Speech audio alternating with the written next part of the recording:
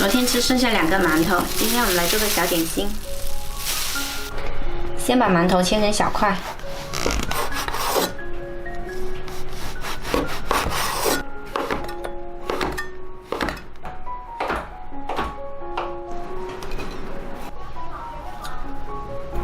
再来打2个鸡蛋，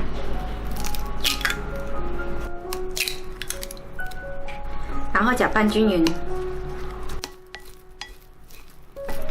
搅拌到每一块馒头片都裹上鸡蛋液，这样子就可以了。来取一个模具，刷一点点油，把馒头片倒进来，把馒头片压紧实。好了，压紧实就可以了。取个平底锅，刷上一层薄油，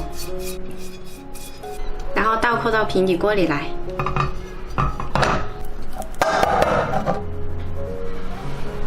然后在上面挤上沙拉酱，撒上一层蜜豆，再来剥一根香蕉，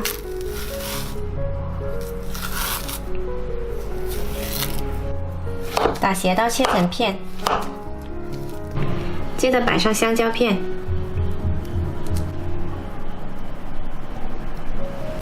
最后撒上一层碎芝士。 再来淋入热水，然后调中火焖到芝士融化。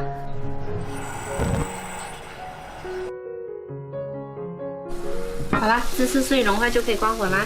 哇，胀了好大个哦！把它铲出来。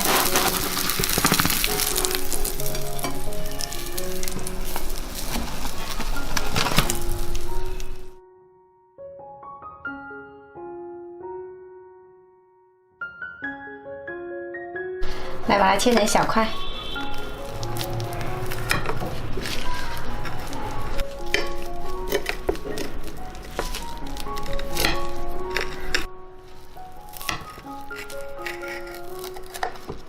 特别香甜的香蕉蜜豆披萨，满满的拉丝，喜欢的话可以试一下哦。